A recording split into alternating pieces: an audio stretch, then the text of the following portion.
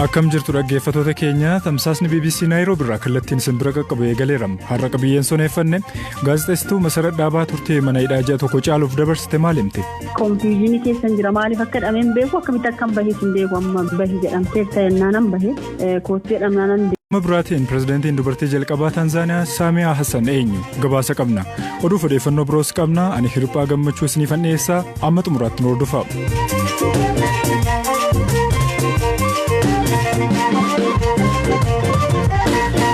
Saamiyaa Hassan pirezidaantii dubartii jalqabaa Tanzaaniyaa taatee mudamte. Pirezidaantiin biyyattii Joon Pombe Magufuli du'uu hordofee kan mudamte Saamiyaan masara mootummaa biyyattii Dar es Salaam jirutti har'a sirna kakuu raawwatteetti. Ofii dubartiin kun eenyu? Beekaa Toomaasinitti hima. Jaalala namaaf qabduun Tanzaaniyaatti Maama Saamiyaa jedhamuun kan beekamtu dubartiin umurii ganna 61 Saamiyaa Suluhu Hassan dubartii aangoo siyaasaa guddaa biyyattii qabatte ishee jalqabaati. Joon Magufuli sababa dhibee onneetiin du'aan boqochuu hordofeeti pirezidaantii Tanzaaniyaa jaaffaa ta'uun kan mudamte. Saamiyaa Suluhu Hassan haga bara 2025 filannoon itti aanu gaggeeffamutti Tanzaaniyaa bulchiti. Bara 2014 itti aantu dura teessoo koree heera biyyattii fooyyessu ta'uun erga filatamtees siyaasaa keessatti daran beekamaa dhufte. Bara 2015 michuu Joon Magufuli ta'uun waliin dorgomanii itti aantu pirezidaantii ta'uun filatamte. Bara 2020 jechuunis bara darbe ammoo irra deebiin filatamte. Saamiyaa Suluhu Hassan pirezidaantichaaf amanamoo taatus ejjennoo ishee irratti nama ciccitu ta'uun beekamti. Kanaaf ammoo agarsiistuu guddaan bara 2017 qondaala paartii mormituu ajjeechaan irratti aggaamamee hospitaala ture Tunduisu Keeniyaa Naayiroobii dhaquun gaafachuu isheeti. Bara 1960 biyya gariin of dandeesse Tanzaaniyaatti maxxantee jirtu odola Zanzibar keessatti dhalatte. Digrii jalqabaa gosa barnoota bulchiinsa uummataan Tanzaaniyaatti kan baratte yoo ta'u, digrii lammataa immoo UK University Manchester keessatti baratte. Bara 1978 ogeessa qonnaa fi nama jireenya gadi aanaa jiraatu Hafiz Ameer jedhamutti heerumte. Erga pirezidaantii itti aantu taate garuu nama kana waliin mul'atanii hin beekan. Ijoollee 4 qaban keessaa tokko Mo'aanu Hafiz Ameer miseensa mana maree Zanzibaari. Saamiyaan haasawa muudama ishee irratti taasifteen itti gaafatama guddaa kana haalaan bahachuu akka hin danda'uuf pirezidaantiin duraanii Joon Magufuliin sirriitti na qopheesseera jette. Namoonni siyaasaa itti dhiyaatan akka dhugaa bahanitti Saamiyaa Hassan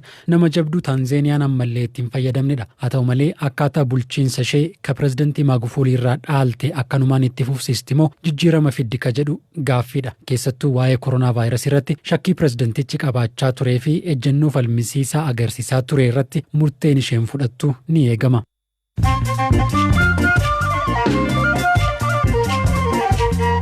Amma mooduun gaggabaabsee isinitti hima. Mootummaan Itiyoophiyaa namoota TPLF tumsan akeekkachiise. Hidhattoonni TPLF amanamoo ta'an mooraa waraanaa kaaba biyyattii aleeluun heera mootummaa fi birmadummaa biyyaarraan balaa geessaniiru jedhee ibsa waajjira ministeera muummee baase. Jiraattonni naannichaa fedhaan yookiin immoo dirqiin TPLF wajjiniin daggala seenan torban tokko keessatti ganda isaaniitti akka deebi'anis akeekkachiiseera.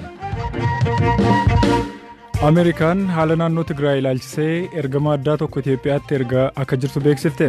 Gorsaan nageenyaa biyyaalessaa White House dhimma naannoo Tigraay keessa jiru ilaalchisee Seneetara Christopher Coons Itiyoophiyaatti ergamaa jiraachuu ibsaniiru.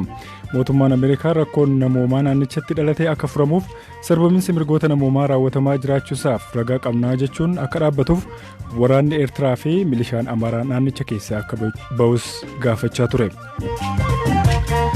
Biyyoonni Awurooppaa talaallii AstraZeneca kennuun addaan kutuun deebisanii jalqabuudhaaf to'attoonni dawaa Awurooppaa talaallichi miidhaa kan qaqqabsiifne mirkaneessuu hordofuudhaan Jarman, Firaans, Itaalii fi Ispeen talaallicha kennuu addaan kutan deebisanii eegaluuf jedhameera. Jaarmiyaan mirga namoomaaf falmu Human Rights Watch Sudaan Kibbaa manni murtii gamtaa Afrikaa waliin ta'uudhaan hojjetu hundeessuun rakkoo sababa mirga namoomaa akka hiiku gaafate. Human Rights Watch ibsa kamisa baaseen yeroo qisaasessuu waan hin jirreef manni murtii waloo hojiitti akka galus gaafatee jira. Dhaabbanni biyyoota gamtoomanitti manni maree mirga namoomaa sarbaminsa mirgaa fi ajjeechaa namoota nagaa irratti raawwataman dhaabsisuun kanneen yakka dalagan seeratti dhiyeessuudhaaf mootummaan Sudaan Kibbaa si'oominaan akka hojjetus gaafateera. Oduun sa'aatii kanaaf qaban isaan kana.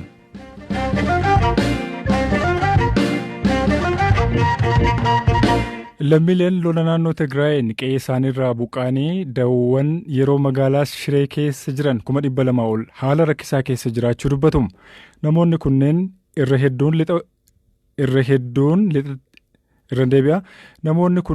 hedduun lixa Tigraay irraa kan buqqaan yoo ta'u, mootummaan Ameerikaa lixa Tigraayitti gochi duguuggaa sanyii raawwatameera jechuun ni yaadatama. Torbee darbee gara Tigraay kan malee gabaasaan BBC Qaalkidaan Jibalxaal namoota iddoo garaagaraa buqqaanii Shiree jiran dubbisee jira. Beekaa Toomaas Nitti. Manni barumsaa magaalaa Shiree kun humnaa ol guuteera. Garuu barattootaan miti. Dareen barnootaa teessumaan osoo hin taane firaashii moofaa fi meeshaalee manaa xixiqqaan guutameera. Kun dahannoowwan namoonni qeerraa buqqaan keessa buufatan keessaa tokko.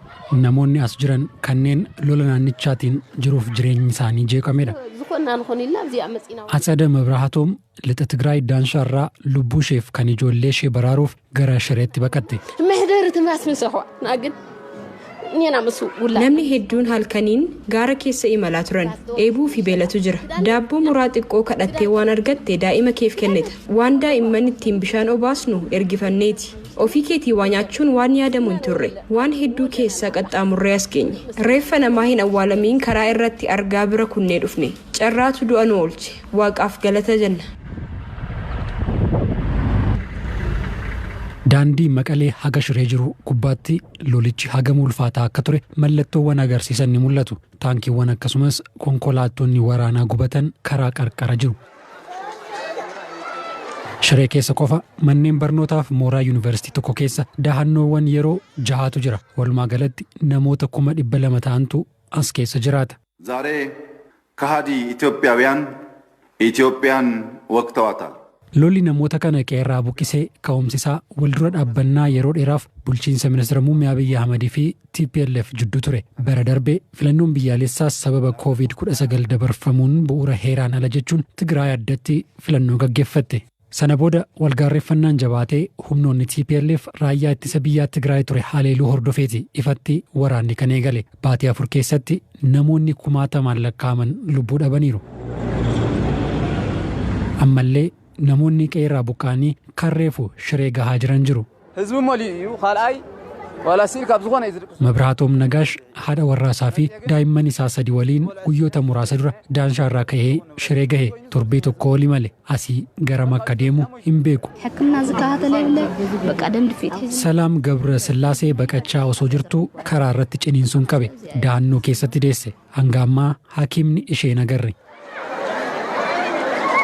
Deeggarsi hagi tokko isaan dhaqqabaa jirus gahaa mitii jedhu namoonni as jiran. Dubbi himtuun bulchiinsa yeroo Tigraay Eteenesh Nugusee guutummaa Tigraay keessa namoonni qeerraa buqqaanii dahannoowwan yeroo garaagaraa keessa qubatan 1,400,000 ta'uu himu. Dhaabbileen deeggarsaa hedduun wayita ulaan banamuu deeggarsa akka godhan himaa turan. Amma wayita ulaan banamuu fi hedduun isaanii dhufne. Waadaa isaanii akka kabajan isaan gaafanna.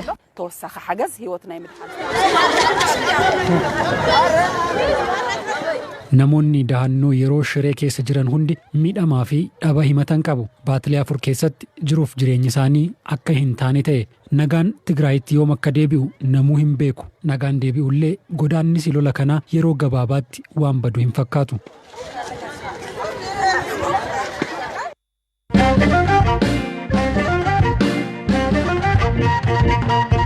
Gara qabiyyeettaa nutti ce'a gaazexeessituu Masarat Dhaabaa hidhaa 7 booda mana hidhaa Galaan irraa gadhiifamte mana murtii aanaa magaalaa Galaan qaamni Masarat to'ate mana murtiitti dhiyaatee akka yaada kennuuf waamicha taasisus qaamni dhiyaate waan hin jirreef bilisaan akka gadhiifamtu murteessee ture. Akkuma mana hidhaatii baateen daqiiqaawwan muraasaaf dura bilbilee dubbiseen ture. Akkamiin akka qabamtee nutti mudhaan eegalte. Nuti ciifnetti turre maatii dhuma wajjin riiba ganamaatiyyuu kaane karaa alaa rukutamee mana kireeffannee jiru keessa seenanii warra mana nu kireessa gaafatanii seenyu jira jedhanii sana booda warra kireeffatantu jira jenna nuti seenanii eenyutas jira sin qofadha nun jedhanii nu qofadha jenneeni namni as fuulee jiraan nun jedhan hin jiru jenneen ati eenyu maqaan kee naan jedhan kennan Masarat Dhaabaa jennaan asii barbaannaa naan jedhan sana booda bilbila keedhanii gosuu bilbila koonarraa fuudhanii bilbilan qabunarraa fuudhanii tokko qofan qabaayyuu ani bilbila tokko mana taa'us isas fuudhanii sana booda asitti maal nagaa miti maal taatan jennaan lakkii asitti barbaadamtaa poolisii xaabiyaa kana irratti barbaadamta naan jedhanii eessa jennaan Kaarramaarraan jedhamu naannoo keenya kan jiru achi akkuma gaheen egaa eenyuun na barbaadennaan achuma geessee sitti himanii naan jedhanii gaafa achi gahu nu miti poolisii komishinii Oromiyaati naan jedhanii. Kana booda isaanitti bilbilanii akkanaan achi gahee ergatii himanii booda nuu fidaa jedhaniin isaaniin jechaadha lakkin ibsiniif nu kottaa fudhadhaadhaniini naannoo sa'aatii 3 booda konkolaataa paatroolii federaalaa poolisii jedhuuni dhufanii na fuudhanii. Warri na fuudhanii deemanii poolisii komishinii Oromiyaatu hin beekane ani immoo waan hin beekuuf kana dura hodhii moojitti waan hin deemuuf sirriitti nagarsiise jennaaf tole hin jenne dhumarratti naannaanii argatanii kallattii isaatti agarsiiseen ture gaafa achi geenyu nama maqaa dhahanii balutti kennu jedhaniin suni hin jiru. Sana booda sa'aatii dheeraa booda maaf nama akkasuma jettanii achi geessanii immoo akkas jettanii waliin jedhan natti fakkaata yoo shakku. Sana booda turanii nama achi jirutti bilbila koo kennanii deemanii sana booda achiin ture achi booda konkolaataan dhufee gubbaarra koreen jedhanii gubbaarra koreen garam deemna jedhees warra poolisoota gubbaarra jiran warra dhiiraa turanii silaa akka seeraatti dubartiis wajjin deema isaan gabbinaa keessa jiru gaafannaan hin beeknu nuti naan jedhani sana booda ilman deeme callisee gara galaan ta'uu akkuma galaan ga'uun beekee jechaadha akkasitti na qabate. Mee turtiin kee mana hidhaa maal fakkaata ture miidhaan qaamaa yookiin reebichi dararaan sirra ga'ee jira? Lakki dhugaa dubbachuuf dararaanis reebichis narra gahee hin jiru. Achi gahee wanti narra gahee hin jiru achis gahee nan gaafadhe maafan dhufeen jedheen amma maali kun jennaan lakki haasaa turtu nuun jedhan yeroo fi komishinii poolisii Oromiyaatu ergee kanaaf jedhanii bilbila koos achitti narraa fuudhanii sana booda nan seenee wanti narra gahee hin jiru wanti dararaames hin jiru achitti na dhukkubee ture baay'ee na dhukkubee ture mana yaalaa yerootiin argachuu hin dandeenye ture nageessaa jedheen ture. Nuti adaraatiin waan ta'eef kan nutti kenname nuti si geessuu hin dandeenyu jedhanii dhumarratti baay'ee natti hammaatee jennaan mana yaalaa dhaqee yaallamee jira achiis fooyya'insa argadhe ammas qorichi fudhadhu jira kanarraa hafee dararri narra gahee hin jiru. Tore gaaffii kottaa nuuni mee akkamittiin hiikamtee isa jedhutti aceenu? Anatu iyyatni kiyya kunis egaa erga achi taa'ee booda torban 2 taa'eenii akka seeraatti egaa yooniin yakkamtu ta'ee akka seeraatti sa'aatii 48 keessatti yoo xiqqaate sa'aatii sana fayyadamanii mana murtiitti na dhiyeessu jedhee yaadaa ture jechaadha waan an balleesse stiil hin beeku dhugaa dubbachuuf hin beeku waan an balleesse ture eegee torbee tokko ga'ee guyyaan 2 hin darbee guyyaa 3 hin darbee torbeen tokko hin darbee ammas mana eegaa ture maaliif haalli biyyattiin keessa jirus hammaataa waan ta'eef tarii jedheen obseetu eegaa ture torban 2 eegeen gaafa torbanni 2 gahu hoogganaa waajjira sanaan gaafadhe jechaadha. Maaliif akka dhufe sin beeku waan balleesse sin beekne hanga ammaatti qaamni natti dhufe kana balleessitee kanaaf dhufte jedhee na gaafates na qorate sin jiru akkanatti taa'uun kun maal jechuudha nuti asitti kan si gargaaruu dandeenyu maatii keetiin akka wal argitu wanta asitti si barbaachisu akka argitu waan hunda sin mijeessuun alatti dhimma kee nuti hin beeknu kan jedhu deebinnaa kenname sana booda guyyaa 27ffaa koo irratti iyyata iyyadhee jechaadha kanuma ibsee. Sababa mana dhufee hin beeku eenyu akkana hidhe hin beeku murtii tokko malee mana hidhaatti guyyaawwan 27 turee jira eenyu akkana tursiise hin beeku maal akka ta'es hin beeku waan ta'eef manni murtii magaalaa galaan bilisa akka ganna dhiisu jedheen iyyadhanii jechaadha. Mee hidhaarraa hiikamtee jirtaa? Hidhaarraa hiikamuu keetiin miirasti dhaga'ame gabaabsitii na kaase. Maaliif jedhee hin beeku waan natti dhaga'ames konfiyuuzinii keessan jira maaliif akka hidhamee hin beeku akkamitti akka hin bahes hin beeku amma bahi jedhamte. Ta'ennaanan bahe kootti jedhamnaanan deeme ijoollee kootii wal arguu maatii kootii wal arguutiin gammachuutti natti dhagahama garuummoo namoonni akka kootiichi jiranis jiranii miirri sunis na keessa jira isaanis akkuma koo jedhamanii turanii jiranii kan akka jaalkennasaa ayyaanaa fi akkasumas jaal Mikaa'el Boorana faatti jiru maaltu akka hojjetamu maal akka ta'aa jirus hin beeku ani bahee jira anyways sana booda kanatti aansee maaltu ta'a kan jedhu sunis gaaffiidha kana jechuun danda'a jechaadha. Sagantaa keenya gara goolabuutti finnee jirra qopheessaan beekaa atoomaatee ogeessa teeknikaa Mubaarak Abdallaa anis hirphaa gammachuu sinfaana turee jira torban gaarii qabaadhaa nagaatti bulaa.